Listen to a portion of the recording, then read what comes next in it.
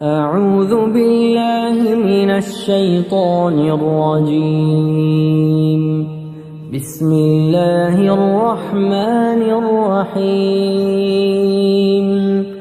خلق الإنسان من عجل سأريكم آياتي فلا تستعجلون.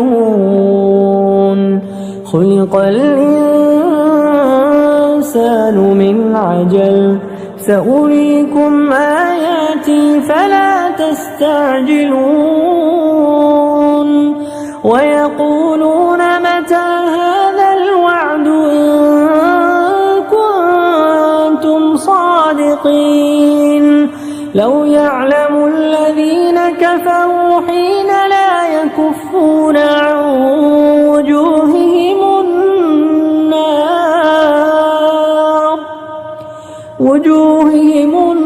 النار ولا عن ظهورهم ولا هم ينصرون. അസ്സലാമു അലൈക്കും വറഹ്മത്തുള്ളാഹി വബറകാതുഹു. ഖുർആൻ പദം 1037 ദിവസത്തിലേക്ക് എല്ലാവരെയും ഹാർദമായി സ്വാഗതം ചെയ്യുന്നു. സൂറത്തുൽ അംബിയയിലെ 37 മുതൽ 39 വരെയുള്ള ആയത്തുകളാണ് ഇന്ന് പഠന വിധേയമാക്കുന്നത്. ക്ലാസ് ആരംഭിക്കുന്നതിനായി ആദരണീയനായ ഡോക്ടർ എ വിലായത്തുള്ള സാഹിബിനെ ക്ഷണിക്കുന്നു. അസ്സലാമു അലൈക്കും വറഹ്മത്തുള്ളാഹി വബറകാതുഹു. അഊദു ബില്ലാഹി മിനശ് ശൈത്വാനിർ റജീം. ബിസ്മില്ലാഹിർ റഹ്മാനിർ റഹീം. ഖുലിഖൽ ഇൻസാനു മിൻ അജൽ സഊരീകും ആയാതി ഫലാ തസ്തഅജിലൂൻ. ويقولون متى هذا الوعد إن كنتم صادقين.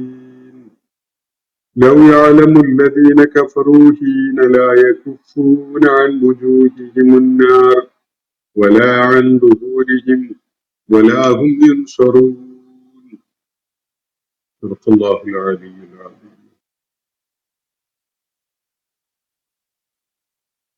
സൂറത്തുൽ അംബിയയിലെ 37 മുതൽ 39 വരെയുള്ള ആയത്തുകളാണ് ഞാൻ നിങ്ങളെ കേൾപ്പിച്ചിട്ടുള്ളത്.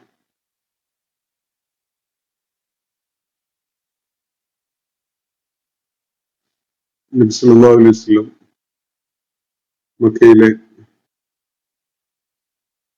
തന്റെ ചുറ്റുപാടുമുണ്ടായിരുന്ന ആളുകളോട് വിശുദ്ധ ഖുർആനെ മുൻനിർത്തിക്കൊണ്ട് സംവദിച്ചുകൊണ്ടിരുന്ന കാര്യങ്ങളാണ് നമ്മൾ പിന്നിട്ട ഭാഗത്ത് കാണുകയുണ്ടായത്. നബി സല്ലല്ലാഹു അലൈഹി വസല്ലമയെ പരാമർശിച്ചുകൊണ്ട് അവർ പറഞ്ഞ ഒരു കാര്യം, ഇയാളാണോ നിങ്ങളുടെ ആലിഹത്തുകളെ തള്ളിക്കളഞ്ഞുകൊണ്ട് വിമർശിച്ചുകൊണ്ട് സംസാരിക്കുകയുണ്ടായത് എന്ന് പറഞ്ഞുകൊണ്ട്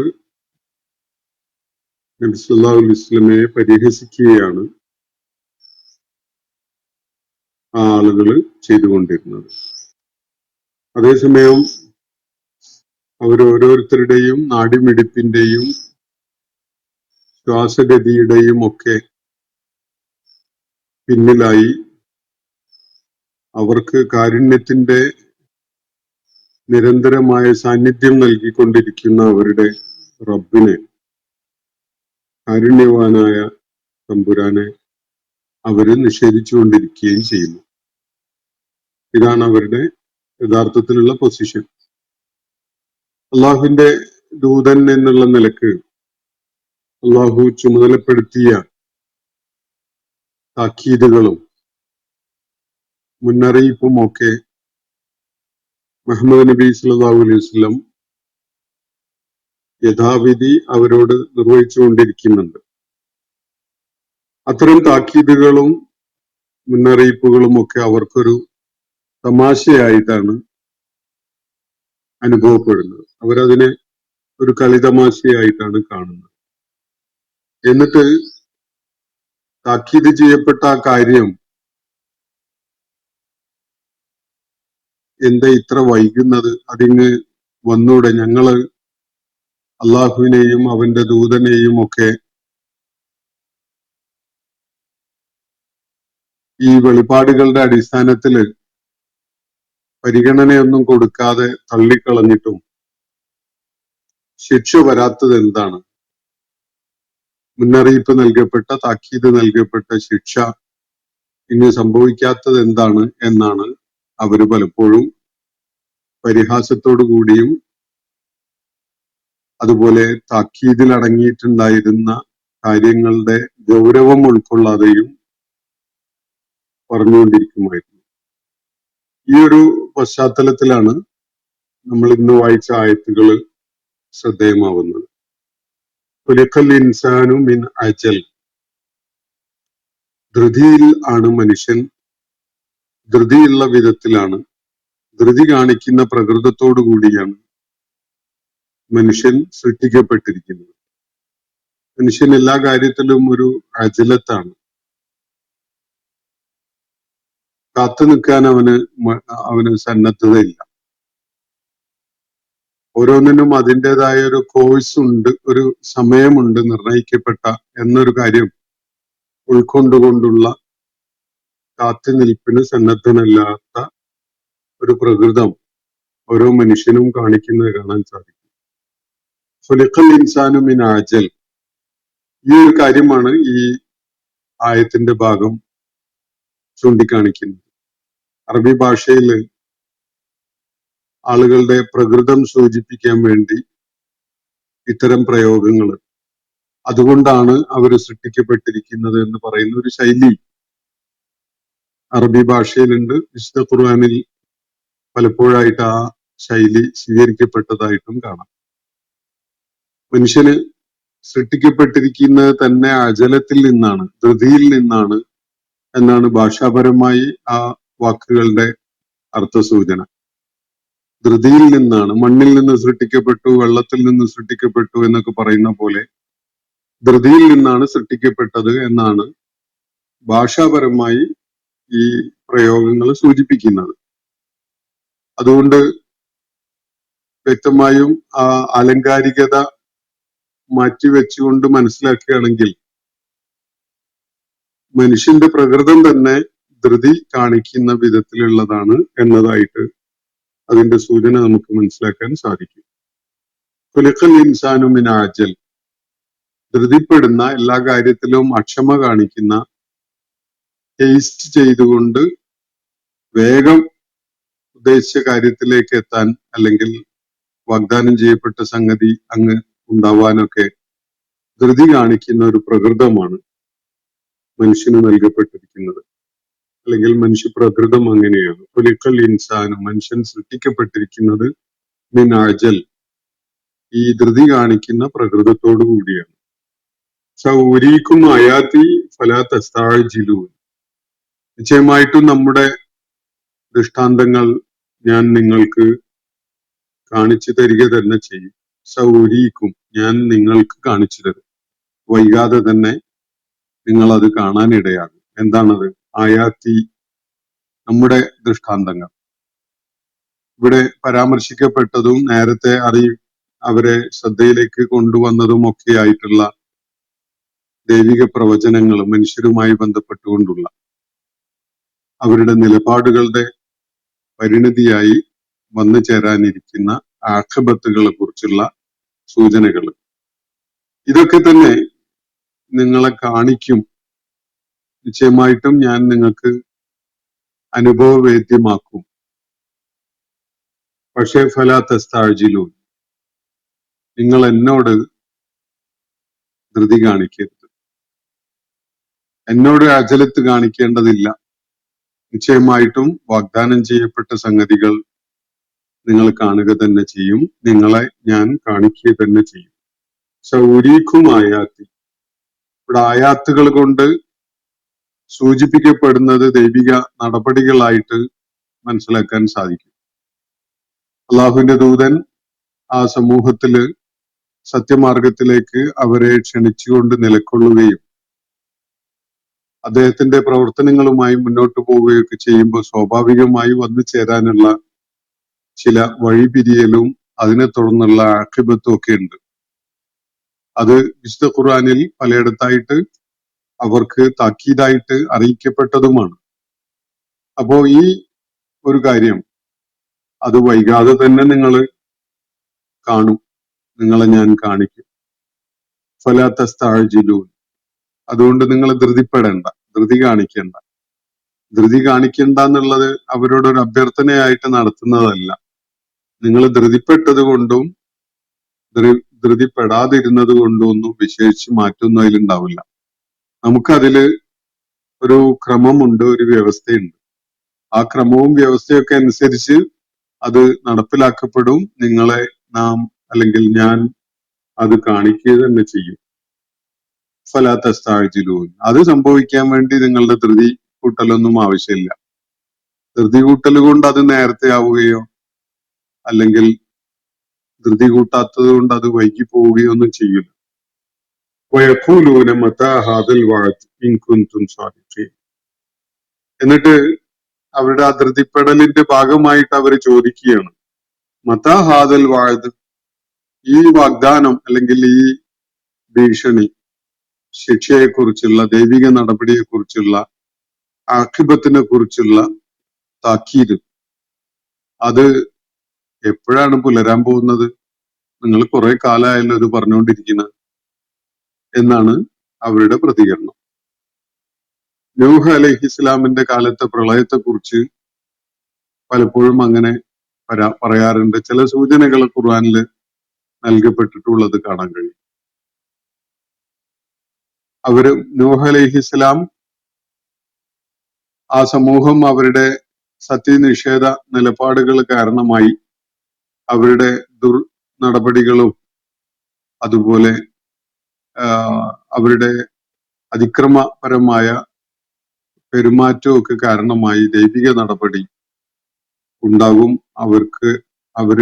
അവരെ മുഴുവനും നശിപ്പിച്ചു കളയുന്ന ഒരു പ്രളയം സംഭവിക്കും എന്നൊക്കെ മുന്നറിയിപ്പ് നൽകിയിട്ടുണ്ടായിരുന്നു. അങ്ങനെയാണ് ഒരു കപ്പൽ നിർമ്മാണത്തിന്റെ പ്രവർത്തനം അദ്ദേഹം ആരംഭിക്കുന്നത്. പക്ഷെ അദ്ദേഹം കപ്പൽ നിർമ്മിക്കുന്ന ആ ഉയർന്ന കുന്നിന്റെ മുകളിലൂടെ കടന്നു പോകുമ്പോഴൊക്കെ അവര് ഈ ചോദ്യം ഉന്നയിക്കുമായിരുന്നു, മതാ ഹാദൽ വഅദ്, എപ്പോഴാണ് ഈ ഭീഷണി നടപ്പിലാക്കപ്പെടാൻ പോകുന്നത്? എന്നാണ് അത് പുലരുക? ഇതൊക്കെ നമ്മളെ വിഡ്ഢികളാക്കാൻ വേണ്ടി നൂഹ് പറഞ്ഞു കൂട്ടുന്ന കാര്യങ്ങൾ മാത്രമാണ് എന്നതാണ് അവരുടെ നിലപാട്. കപ്പല് നിർമ്മിച്ച് കുന്നിന്റെ മുകളിൽ ഉണ്ടാക്കി വെച്ചിട്ട് വെള്ളം അങ്ങോട്ട് കയറി വരും എന്നാണോ നൂഹ് സങ്കല്പിക്കുന്നത്? എന്ന് നടക്കാനുള്ള കാര്യമാണത് എന്ന വിധത്തിലായിരുന്നു അവരിൽ പലരും നൂഹിനെ പരിഹസിച്ചുകൊണ്ട് പറയാറുണ്ടായിരുന്നത്. ഇവിടെ മുഹമ്മദ് നബി സല്ലല്ലാഹു അലൈഹി വസല്ലമയും അതേ വിധത്തിലുള്ള പ്രതികരണം ഏറ്റുവാങ്ങേണ്ടി വന്ന ഒരു ഘട്ടമുണ്ടായിരുന്നു. അപ്പൊ അവര് ചോദിച്ചത് ഇങ്ങനെയാണ്, മതാ ഹാദൽ വഅദ്, മുഹമ്മദ്, നീ ഇപ്പോ ഞങ്ങളെ ഭീഷണിപ്പെടുത്തിക്കൊണ്ടിരിക്കുന്ന, ഞങ്ങൾക്ക് താക്കീത് ആയിട്ട് അറിയിച്ചുകൊണ്ടിരിക്കുന്ന ഈ ദൈവിക നടപടി, ദൈവിക ശിക്ഷ എന്നാണ് ഇപ്പൊ അത് ഉണ്ടാവുക? നിങ്ങളിപ്പോ ഇതൊക്കെ കുറെ കാലമായിട്ട് പറഞ്ഞുകൊണ്ടിരിക്കുകയാണല്ലോ എന്നൊക്കെയുള്ള വിധത്തില്, ലാഘവത്തില്, വളരെ നിസ്സാരമായി കണ്ടുകൊണ്ടാണ് അവരതിനെ കുറിച്ച് പറയുന്നത്. അപ്പോ മതാ ഹാദൽ വഅദ് ഇൻ കുൻതും സാദിഖീൻ, നിങ്ങൾ ഈ പറഞ്ഞുകൊണ്ടിരിക്കുന്ന കാര്യം സത്യസന്ധമായിട്ട് കാര്യത്തിൽ തന്നെ പറയുകയാണെങ്കിൽ എന്നാണ് ഇപ്പൊ സംഭവിക്കുക എന്നതാണ് അവരുടെ ചോദ്യം. ഇൻ കുൻതും സാദിഖീൻ എന്ന് പറഞ്ഞാൽ നിങ്ങൾ സത്യസന്ധമായിട്ടാണ് ഇത് പറയുന്നതെങ്കിൽ, നിങ്ങൾ ഗൗരവത്തോടു കൂടിയാണ് ഇത് പറയുന്നതെങ്കിൽ, തമാശക്കളിയായിട്ട് പറഞ്ഞതല്ല, ഗൗരവത്തിൽ തന്നെ സത്യസന്ധമായിട്ട് പറഞ്ഞതാണെങ്കിൽ എപ്പോഴാണ് അത് ഉണ്ടാവുക എന്നതാണ് അവര് ചോദിച്ചുകൊണ്ടിരുന്ന കാര്യം. അപ്പോ ലൗ യഅലമുല്ലദീന കഫറു ഹീന ലാ യകുഫൂന അൻ വുജൂഹിഹിമുൻ നാർ വലാ അൻ ദുഹൂരിഹിം വലാ ഹും യൻസറൂൻ. അല്ലാഹു സുബ്ഹാനഹു വ തആല ആ വഅദ്, ആ താക്കീത്, ആ മുന്നറിയിപ്പ്, ദൈവിക ശിക്ഷയുടെ ആഖിബത്തിന്റെ നടപ്പിലാക്കുന്ന ആ സന്ദർഭം എങ്ങനെയാണ് സംജാതമാവുക എന്നതിനെ കുറിച്ചൊരു സൂചന നൽകുകയാണ് തുടർന്നുള്ള വിവരണങ്ങളിൽ.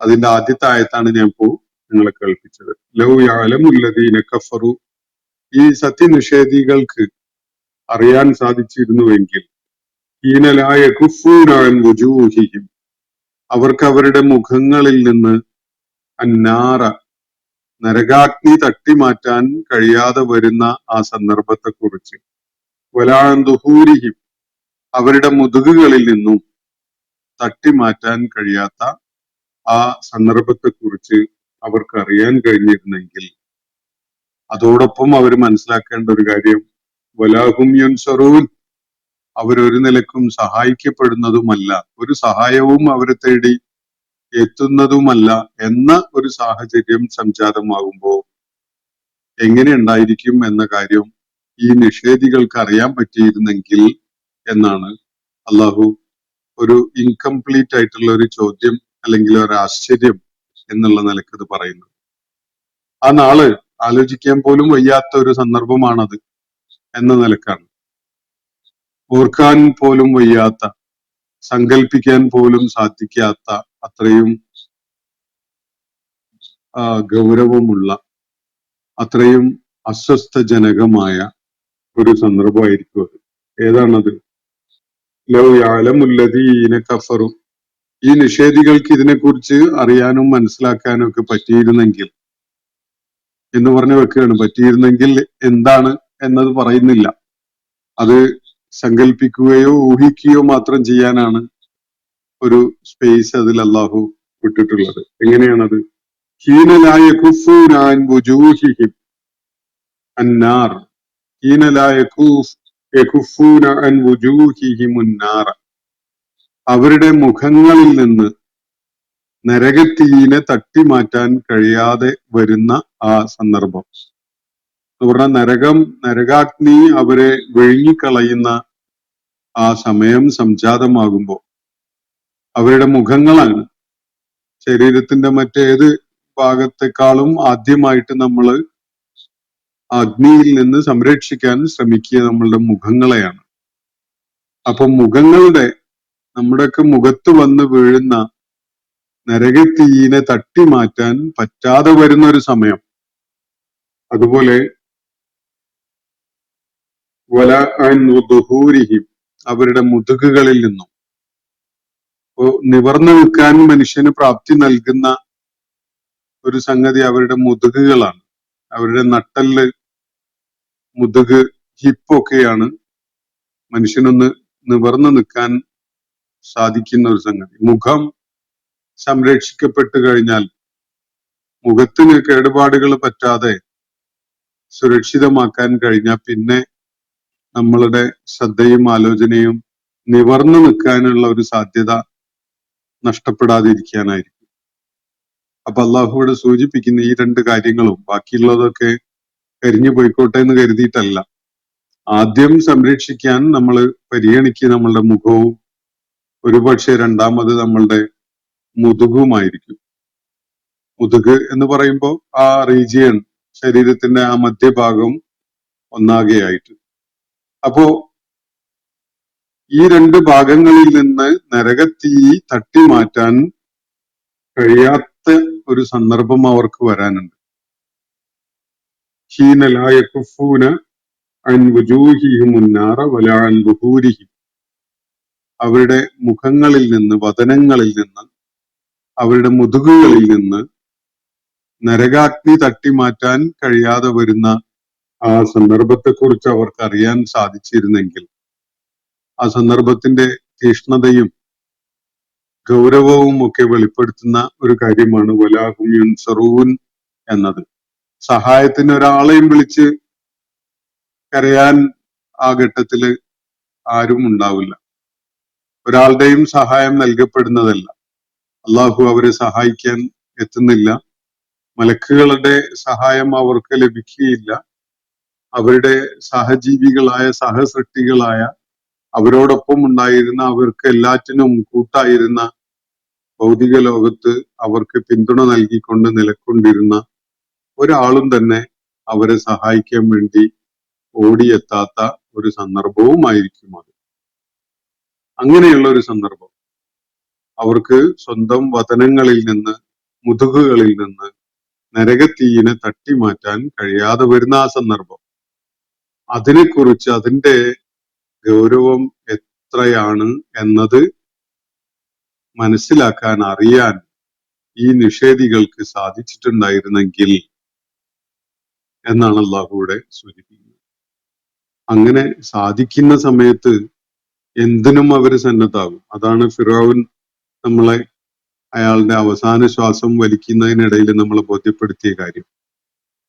അവർ കൺമുന്നിൽ കാണുന്ന ആ അതിഭീകരമായ അനുഭവത്തിലേക്ക് കാലെടുത്ത് വെക്കേണ്ടി വരുമ്പോ ഏതൊരാളും തന്റെ നിലപാടുകൾ തെറ്റ് തിരുത്തി മടങ്ങാൻ സന്നദ്ധനാകും.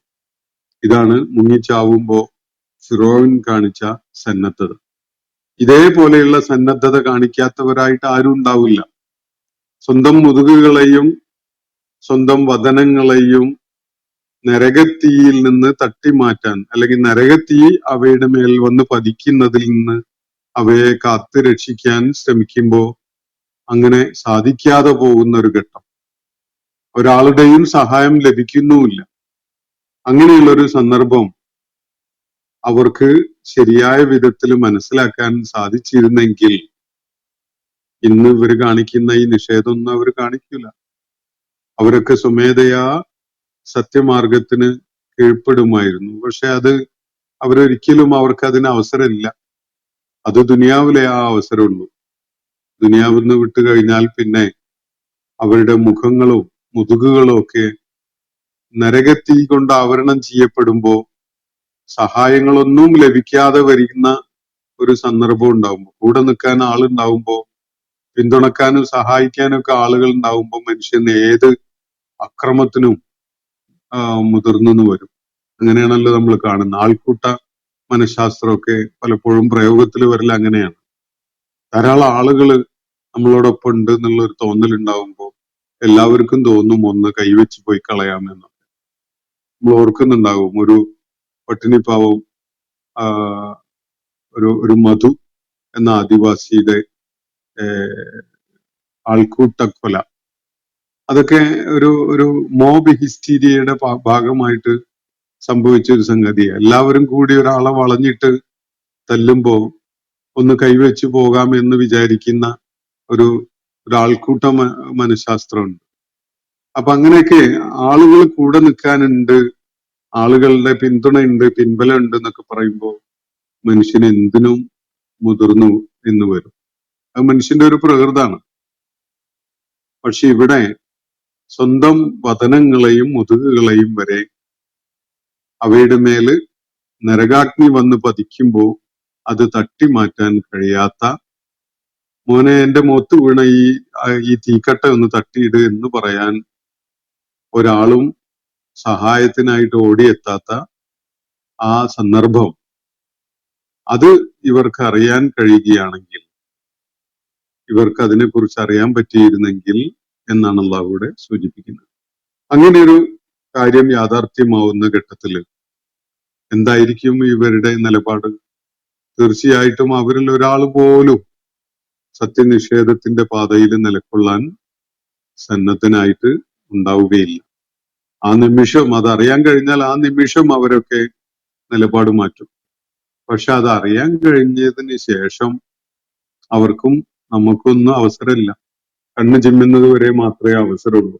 അപ്പോ ലൗ യഅലമുല്ലദീന കഫറൂ ഹീന ലാ യകുഫൂന അൻ വുജൂഹിഹിമുൻ നാർ വലാ അൻ ദുഹൂരിഹിം വലാ ഹും യുൻസറൂൻ. അപ്പോ ആ പുലരാനിരിക്കുന്ന ആ വാഴത്ത്, ആ താക്കീത്, ആ ഭീഷണി, ആ വാഗ്ദാനം, അത് സംബന്ധമായ കൂടുതൽ വിശദീകരണങ്ങൾ നമ്മൾ തുടർന്നുള്ള ആയത്തുകളിൽ വരുന്നുണ്ട്. ഞാനിവിടെ ഒരു അർദ്ധവിരാമം ഇട്ടുകൊണ്ട് ഇന്നത്തെ സെഷൻ അവസാനിപ്പിക്കുകയാണ്. കൂടുതൽ ആയത്തുകൾ അതിനോട് ചേർത്ത് വായിക്കുമ്പോഴാണ് ആ ആശയം കൂടുതൽ വ്യക്തത ഉണ്ടാവുക, പൂർണ്ണമാവുക. ചില ചോദ്യങ്ങൾ അവശേഷിക്കുന്നത് നിങ്ങളെ കേൾപ്പിക്കാം, എന്നിട്ട് അതിനെ തുടർന്നുള്ള പ്രതികരണങ്ങളും നൽകാമെന്നാണ് വിചാരിക്കുന്നത്.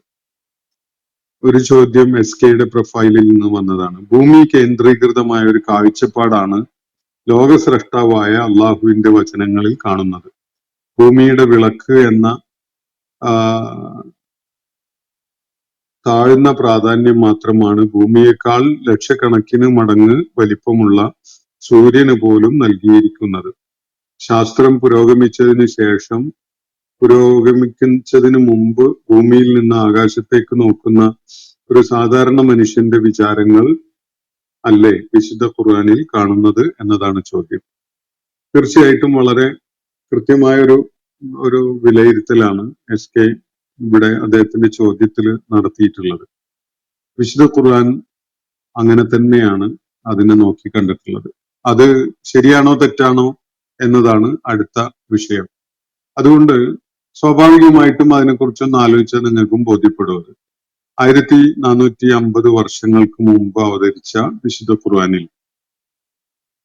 മനുഷ്യ സമൂഹം പിൽക്കാലത്ത് കൈവരിച്ച ശാസ്ത്രീയമായ കാര്യങ്ങൾ, ശാസ്ത്രീയമായ അറിവുകളും സാങ്കേതിക വിദ്യ കൊണ്ട് മനുഷ്യന് ആർജിക്കാൻ കഴിഞ്ഞിട്ടുള്ള സാധ്യതകളും ഒക്കെ ഇത് ഒരു പശ്ചാത്തലമായിട്ട് നമ്മുടെ മുന്നിലുണ്ട്.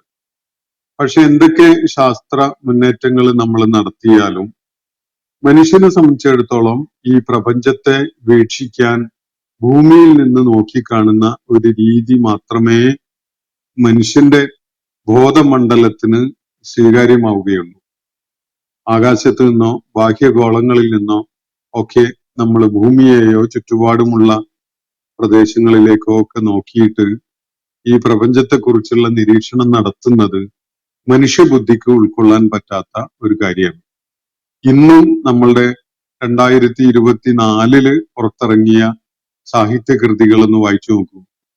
അതില് ഈ ഭൂമിയിൽ നിന്ന് ബാഹ്യലോകത്തേക്ക് നോക്കുന്ന വിധത്തിലുള്ള ഒരു കാഴ്ചപ്പാട് മാത്രമേ കാണാൻ സാധിക്കുകയുള്ളൂ.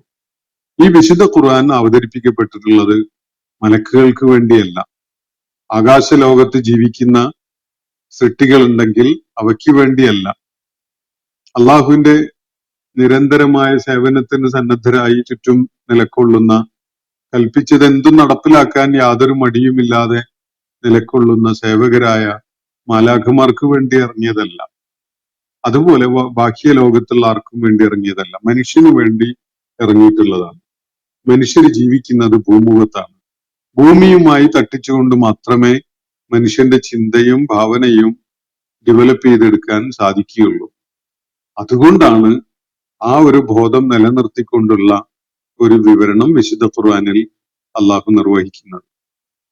ഇത് മറ്റൊരു സാധ്യത ഇമ്പോസിബിൾ ആണ് എന്നത് ഈ ഭൂമിയിലെ സാഹചര്യത്തിൽ ജീവിക്കുമ്പോൾ മറ്റൊരു സാധ്യത അസാധ്യമാണ്. അത് നിർവഹിക്കാൻ ആരെങ്കിലും മുതിർന്നാൽ തന്നെ അത് ഉൾക്കൊള്ളാൻ മനുഷ്യഭാവനയില് അതിനെക്കുറിച്ച് വിഷ്വലൈസ് ചെയ്യാൻ സാധിക്കില്ല. നിങ്ങളൊന്ന് സങ്കല്പിച്ചു നോക്കൂ. അത് തീർത്തും മനുഷ്യനെ സംബന്ധിച്ചിടത്തോളം അന്യമായ, അദൃശ്യമായ, മറഞ്ഞു കിടക്കുന്ന ഒരു ലോകത്തിന്റെ വീക്ഷണ പശ്ചാത്തലത്തിൽ നിന്നുകൊണ്ട് കാര്യങ്ങൾ അവതരിപ്പിക്കുക എന്നത് മനുഷ്യന് ഉൾക്കൊള്ളാൻ പറ്റുന്ന ഒരു കാര്യമല്ല. അത് മനുഷ്യ ഭാവനയിൽ അക്കോമഡേറ്റ് ചെയ്യാൻ സാധിക്കുകയില്ല എന്നതാണ് വസ്തുത. അതുകൊണ്ട് സ്വാഭാവികമായിട്ടും മനുഷ്യനിലേക്ക് ഒരു സന്ദേശം എന്നുള്ള നിലക്ക് നൽകപ്പെടുന്ന വിശുദ്ധ ഖുർആന്റെ ഒരു ഒരു വീക്ഷണകോണ് അല്ലെങ്കിൽ ഒരു പരിപ്രേക്ഷ്യം അങ്ങനെയേ ആവുകയുള്ളൂ. അതിന് മറിച്ചൊരു സാധ്യത സങ്കല്പിക്കുന്നത് ചോദ്യങ്ങൾ ചോദിക്കാൻ വേണ്ടിയും അതുപോലെ ഒരു മുടന്തൻ ന്യായങ്ങൾ ഉന്നയിക്കാൻ വേണ്ടിയും ഒക്കെ ഉപകരിക്കും എന്നതല്ലാതെ പ്രായോഗികമായി മനുഷ്യനെ സംബന്ധിച്ചിടത്തോളം അത്തരം സാധ്യതകൾ പ്രയോജനപ്പെടുത്താൻ സാധിക്കുകയില്ല എന്നതാണ് വസ്തുത. നിങ്ങൾ അത് സംബന്ധമായിട്ട് ഒന്ന് പരിശ്രമിച്ചു നോക്കൂ, നിങ്ങൾക്ക് അത് ബോധ്യപ്പെടും. മനുഷ്യൻ തീർത്തും അവന്റെ ബോധമണ്ഡലത്തിൽ നിന്ന് വേർപെടുത്തപ്പെട്ട പോലെയാണ് അവന് അങ്ങനെയുള്ള ഒരു വിവരണം ഉണ്ടാവുകയാണെങ്കിൽ തോന്നുക. അപ്പോ ഭൂമി കേന്ദ്രീകൃതമായ ഒരു കാഴ്ചപ്പാട് തന്നെയാണ് ഉണ്ടാവുക. അതിന്റെ അർത്ഥം ഏതെങ്കിലും പ്രകൃതിപരമായ പ്രതിഭാസങ്ങളോടോ ശാസ്ത്ര സത്യങ്ങളോടോ അതിന് സംഘർഷമുണ്ട് എന്നല്ല. ഒരു കാര്യവും നിങ്ങൾക്ക് ചൂണ്ടിക്കാണിക്കാൻ സാധിക്കുകയില്ല യാഥാർത്ഥ്യങ്ങളോട്, വസ്തുതകളോട് ഇടഞ്ഞു നിൽക്കുന്നതായിട്ട്. ഇവിടെ ഭൂമി കേന്ദ്രമായത് മനുഷ്യന്റെ ആവാസ കേന്ദ്രം ഭൂമി ആയതുകൊണ്ട് ആ പെർസ്പെക്റ്റീവിലെ അത് കാര്യങ്ങൾ പറയാൻ പറ്റൂ എന്നതുകൊണ്ടാണ്. ഇനി സൂര്യന്റെ വലിപ്പവും സൂര്യന്റെ പ്രാധാന്യവുമാണെങ്കിൽ വിശുദ്ധ ഖുർആനിൽ എവിടെയും തന്നെ സൂര്യൻ ഭൂമിയേക്കാൾ പ്രാധാന്യം കുറഞ്ഞതായിട്ട് കാണിക്കുന്നില്ല. ഭൂമിക്ക് ഒരു വെളിച്ചത്തിന്റെ സ്രോതസ്സും ഊർജത്തിന്റെ സ്രോതസ്സും ഒക്കെ ആയിട്ട് സൂര്യനെ സംവിധാനിച്ചിരിക്കുന്ന കാര്യം മനസ്സിലാക്കാൻ പറ്റും. അതിനർത്ഥം സൂര്യന് വേറെ ഫംഗ്ഷൻ ഒന്നും ഇല്ല എന്നല്ല. ആരാണ് അങ്ങനെ പറയാൻ മുതിരുന്നത്? അങ്ങനെ സൂര്യന്റെ ഊർജത്തിനോ സൂര്യന്റെ വലിപ്പത്തിനോ വേറെ ഭൂമിയുമായി ബന്ധപ്പെട്ടുകൊണ്ടുള്ളതല്ലാത്ത ഫങ്ഷൻസ് ഒന്നുമില്ല എന്ന് സങ്കല്പിക്കുന്നത് അടിസ്ഥാനരഹിതമാണ്. നമുക്ക് അതിന് വേണ്ട വസ്തുതകളൊന്നും നമ്മുടെ കയ്യിലില്ല. ശാസ്ത്രീയമായ വസ്തുതകളും ഇല്ല, ഖുർആൻ പറയുന്ന വസ്തുതകളും ഇല്ല. അതുകൊണ്ട് സൂര്യന് നമ്മുടെ ഭാവനയിലോ ചിന്തയിലോ ഒന്നും ഉടലെടുത്തിട്ടില്ലാത്ത പല ഫങ്ഷൻസും ഉണ്ടാകാം. ആ ഉണ്ടാവുന്നതിന് ഖുർആൻ ഒരിക്കലും തന്നെ എതിരല്ല. പക്ഷെ മനുഷ്യനെ സംബന്ധിച്ചിടത്തോളം മനുഷ്യനുമായി ബന്ധപ്പെട്ടുകൊണ്ട് സൂര്യനെ മനസ്സിലാക്കുമ്പോൾ അതിനുള്ള സാധ്യത ഖുർആൻ വരച്ചു കാണിക്കുന്ന വിധത്തിലുള്ള മാത്രമാണ്. ഓരോ സമൂഹത്തോടും അവരുടെ ബുദ്ധിപരമായ കഴിവുകളുടെ അടിസ്ഥാനത്തിലാണ് അതിനെ ഉൾക്കൊണ്ടുകൊണ്ടാണ് സംസാരിക്കേണ്ടത്. അലാ ഖദ്രി ഉഖൂലിഹിം എന്ന് നബി സല്ലല്ലാഹു അലൈഹി വസല്ലമയുടെ ഒരു ഹദീസിൽ പറയുന്നത് കാണാൻ കഴിയും. ജനങ്ങളോട് സംസാരിക്കേണ്ടത് അവരുടെ ബുദ്ധിപരമായ കഴിവുകൾ പരിഗണിച്ചുകൊണ്ടാണ്. മനുഷ്യന്റെ ഭാവനയിൽ പോലും കാണാൻ കഴിയാത്ത കാര്യങ്ങളെ മുൻനിർത്തിക്കൊണ്ട് അല്ല അവരോട് സംസാരിക്കേണ്ടത്. അതുകൊണ്ടാണ് നിങ്ങൾ സ്വർഗ നരകങ്ങളെ കുറിച്ചുള്ള വിവരണം ഖുർആനില് അവന് ഏറ്റവും എളുപ്പത്തിൽ മനസ്സിലാക്കാൻ പറ്റുന്ന ചില ഇമേജസ് മുൻനിർത്തിക്കൊണ്ട് നിർവഹിക്കപ്പെടുന്നത് കാണാൻ പറ്റുന്നത്. സ്വർഗത്തിലെ തോട്ടങ്ങളെ കുറിച്ച്, ഉദ്യാനങ്ങളെ കുറിച്ച്, താഴ്ഭാഗത്തു കൂടി അരുവികൾ ഒഴുകുന്നതിനെ കുറിച്ച്, അതുപോലെ അവിടെയുള്ള ആകർഷകമായ ഭക്ഷ്യവിഭവങ്ങളെ കുറിച്ച്, അവിടെ മനുഷ്യന് ലഭ്യമാവുന്ന പാനീയങ്ങളെ കുറിച്ച്, അവന് മനസ്സിനെ അങ്ങേയറ്റം ആനന്ദിപ്പിക്കുന്ന വിധത്തിലുള്ള ഇണകളെ കുറിച്ച് ഒക്കെ ഖുർആൻ പരാമർശിക്കുന്നത് മനുഷ്യന്റെ ഭാവനയിലും ചിന്തയിലും ഉൾക്കൊള്ളാൻ പറ്റുന്ന കാര്യങ്ങൾ പറയുക എന്ന സ്വാഭാവികതയെ പ്രയോജനപ്പെടുത്തുന്നത്. ബാക്കിയുള്ള കാര്യങ്ങളെ കുറിച്ച് ഖുർആൻ പറയാതെ വെക്കുകയാണ്. എന്നിട്ട് പൊതുവായിട്ടുള്ള ചില പ്രസ്താവനകൾ നടത്തുകയാണ്. വലഹുമായ യസ്തഹൂൻ, അവരാഗ്രഹിക്കുന്നതൊക്കെയും അവിടെ ഉണ്ട്. വലഹുമായ യദ്ദഊൻ, അവർ ചോദിക്കുന്നതൊക്കെയും അവർക്ക് അവിടെ ഉണ്ട് എന്നൊക്കെ പറഞ്ഞുകൊണ്ട് അവിടെ അതിന് ഒരു പൊതു പ്രസ്താവന നടത്തിയിട്ട് അള്ളാഹു അവസാനിപ്പിക്കുന്നത് കാണാൻ പറ്റും. അതിന്റെ കാരണം അവിടെയുള്ള സ്വർഗത്തിലും നരകത്തിലുമുള്ള കാര്യങ്ങൾ അതിന്റെ എല്ലാ വിശദാംശങ്ങളോടും കൂടി വിവരിക്കുകയാണെങ്കിൽ അത് മനുഷ്യന് ഉൾക്കൊള്ളാൻ പറ്റില്ല, മനുഷ്യന് അത് വിശ്വസിക്കാൻ കൂട്ടാക്കുകയുമില്ല. പക്ഷെ മനുഷ്യന് ഏത് എഡ്യൂക്കേഷണൽ പ്രൊസീജിയറിന്റെയും ഒരു മെത്തഡോളജി എന്ന് പറയാവുന്ന ഒരു സംഗതി അറിയുന്നത് വെച്ച് തുടങ്ങുക എന്നതാണ്. ഏത് വിദ്യാഭ്യാസ പ്രക്രിയയിലും നമുക്ക് കാണാൻ കഴിയാതാണ്. നിങ്ങൾക്കറിയാലോ എന്ന് പറഞ്ഞുകൊണ്ട് അധ്യാപകർ തുടങ്ങുന്നത് കാണാൻ കഴിയും. നിങ്ങൾ പഠിച്ചതല്ലേ എന്ന് പറഞ്ഞുകൊണ്ട് തുടങ്ങാൻ കഴിയും. ഇതല്ലാതെ ഒരു അടിത്തറയും ഇല്ലാത്ത ഒരു പ്രതലത്തിൽ നിന്നുകൊണ്ട് ഒന്നും പഠിപ്പിക്കാനോ ഒന്നും പറഞ്ഞു കൊടുക്കാനോ സാധിക്കില്ല.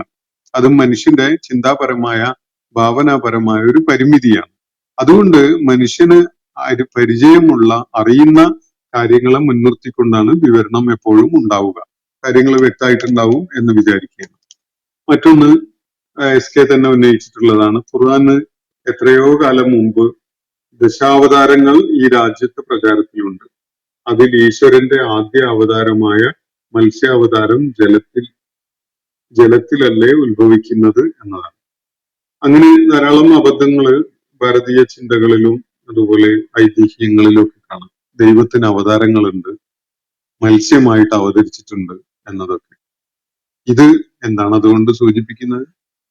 ജലത്തിലാണ് മത്സ്യാവതാരത്തിന് ഇടമുള്ളത് എങ്കിൽ അതുകൊണ്ട് എന്താ പ്രശ്നം? ഞാൻ സൂചിപ്പിച്ചത് ഖുർആനിൽ പറഞ്ഞ കാര്യം വെള്ളത്തിൽ നിന്നാണ് ജീവന്റെ ഉത്ഭവം എന്നതാണ്. ഖുർആൻ പറയുന്ന കാര്യം അതാണ്.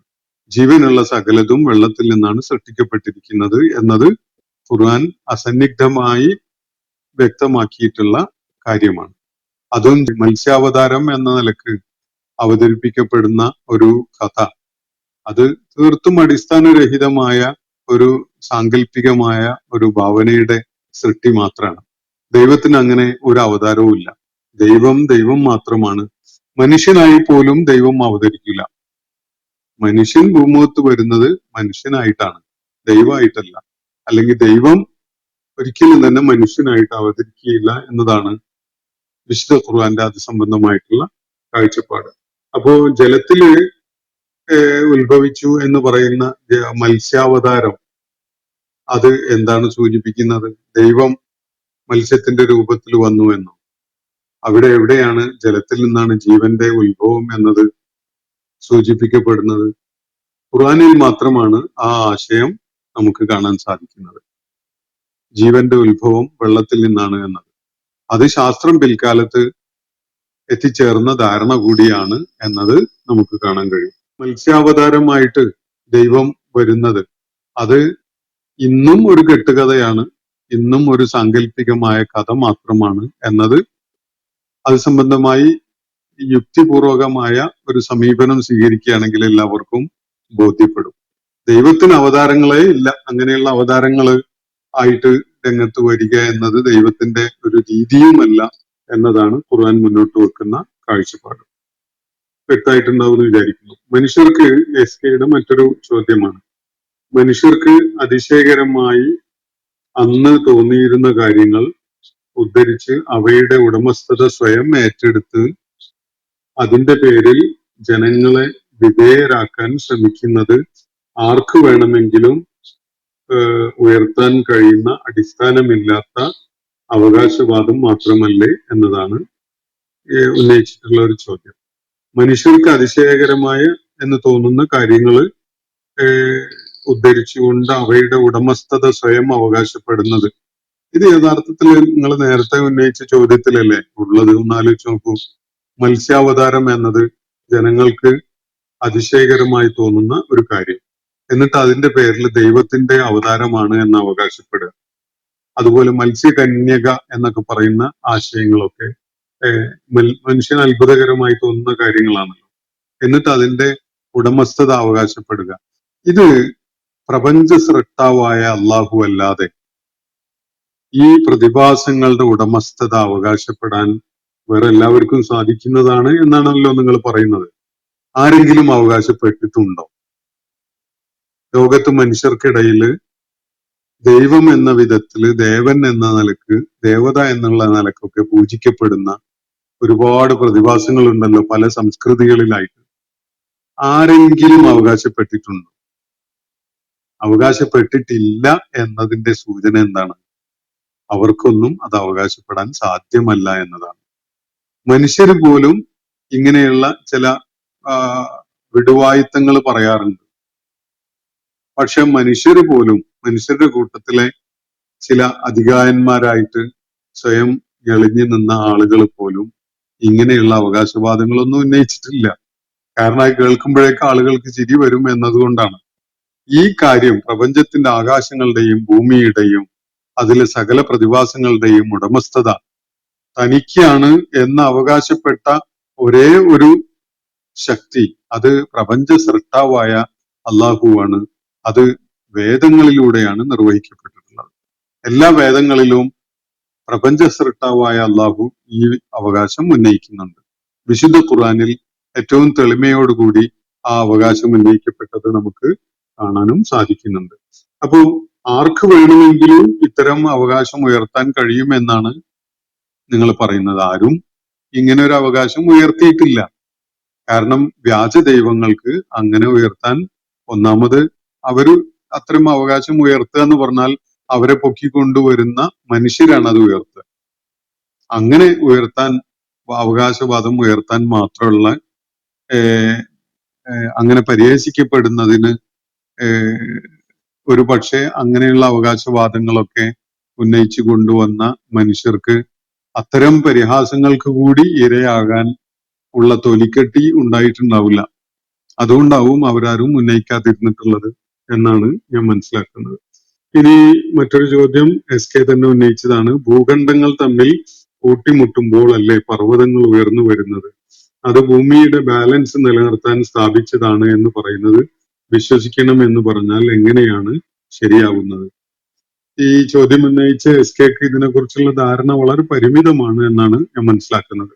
ശാസ്ത്രലോകം ഈ ഭൂമിയുടെ ഫോർമേഷന് കാരണമായിട്ടുള്ള ഈ പ്ലേറ്റ്സ്, ഈ ജിയോളജിക്കൽ പ്ലേറ്റ്സോ അങ്ങനെ എന്തോ പറയാറുണ്ട് അവര്, ഭൗമ പ്രതലങ്ങൾ, അത് പരസ്പരം കൂട്ടിയിടിച്ചിട്ട് അതിന് അങ്ങ് പൊങ്ങി വന്നതാണ് ഈ പർവ്വതങ്ങൾ എന്ന വിധത്തിൽ പറയാറുള്ളത്.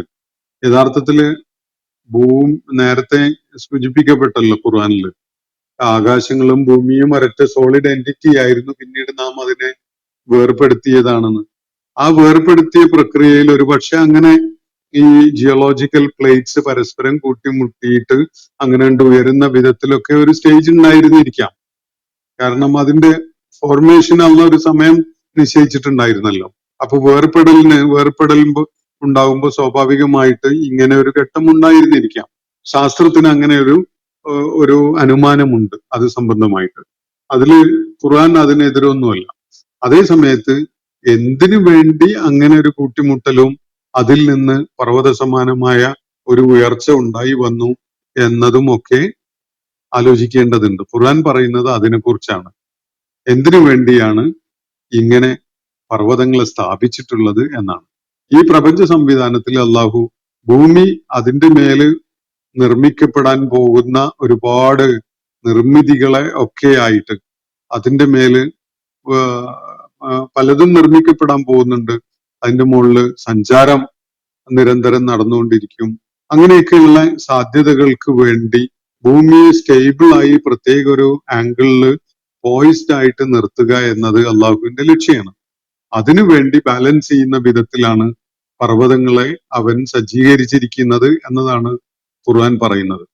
ഈ ഒരു കാര്യം ശാസ്ത്രീയമായിട്ടും അംഗീകരിക്കപ്പെട്ട ഒരു കാര്യമാണ്. അത് SKക്ക് അറിയാത്തത് കൊണ്ട് മാത്രമാണ്. അത് വിശ്വസിക്കാൻ നിങ്ങൾ കൂട്ടാക്കുന്നില്ലെങ്കിൽ, ഖുർആൻ വിശ്വസിക്കുന്നില്ല എന്ന് മാത്രമല്ല, നിങ്ങൾ ശാസ്ത്രത്തിന്റെ കണ്ടെത്തലുകളെയും വിശ്വസിക്കാൻ കൂട്ടാക്കുന്നില്ല എന്ന് മാത്രമേ അതിനർത്ഥമുള്ളൂ.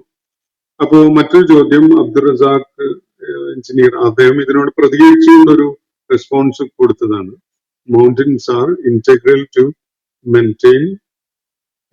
maintaining ecological balance and supporting human life and activities. പർവ്വതങ്ങളെ ഈ പാരിസ്ഥിതികമായ സന്തുലിതത്വത്തിന് ഏറ്റവും അനിവാര്യമായ സംഗതികളാണ്. മനുഷ്യന്റെ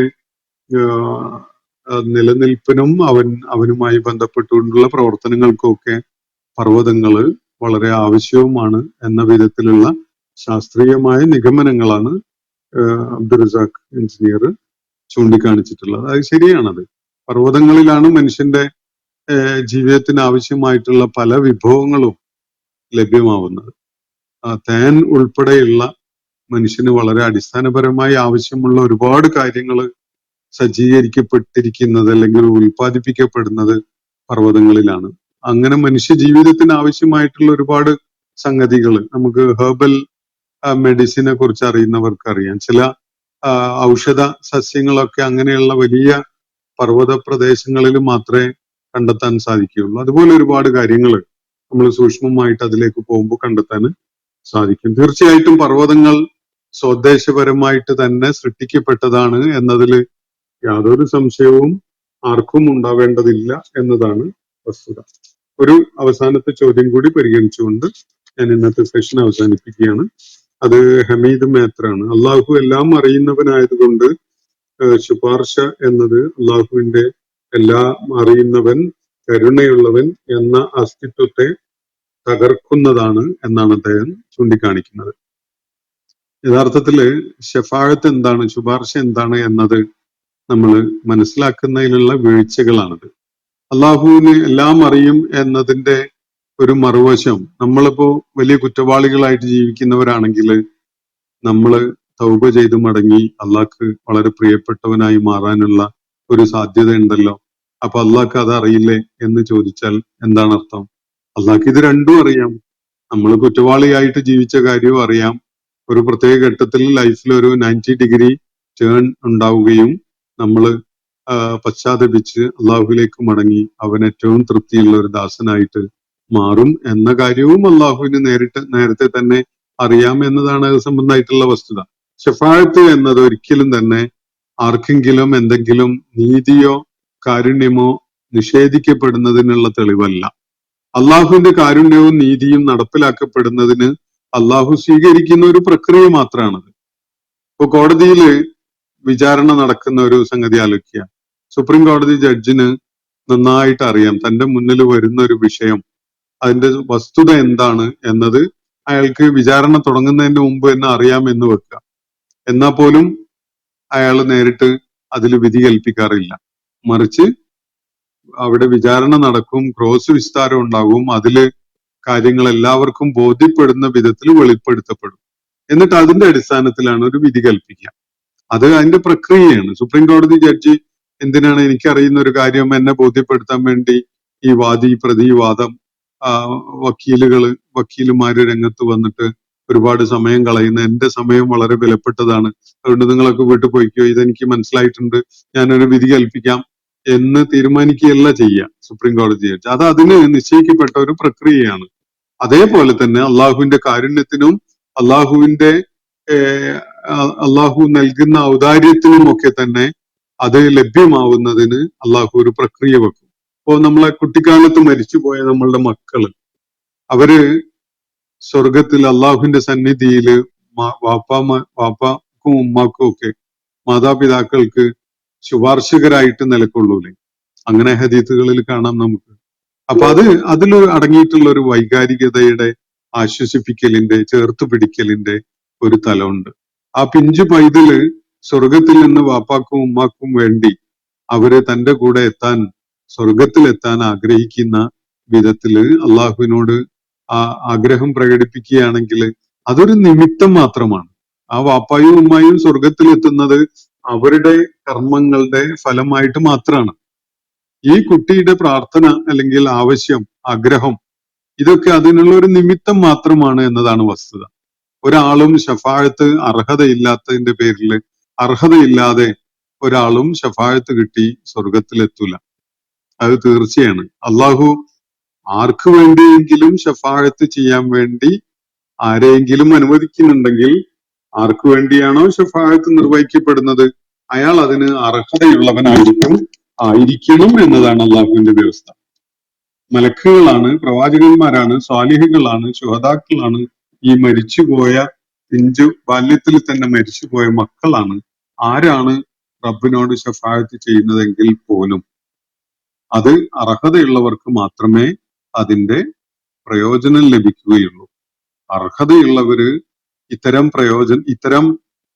ശഫാഅത്തുകൾ ഇല്ലെങ്കിൽ തന്നെയും അള്ളാഹുവിന്റെ കാരുണ്യവും അള്ളാഹുവിന്റെ ഔദാര്യവും അള്ളാഹുവിന്റെ നീതിയോടെ കൂടിയുള്ള നടപടിയും ഏറ്റുവാങ്ങും. അതിൽ സംശയമൊന്നുമില്ല. ഇത് ഒരു പ്രക്രിയയാണ്, ഒരു പ്രൊസീജിയറാണ് എന്നത് കാണാൻ കഴിയും. അള്ളാഹു ചില കാര്യങ്ങൾക്ക് ചില നിമിത്തങ്ങൾ വെച്ചിട്ടുണ്ടാവും.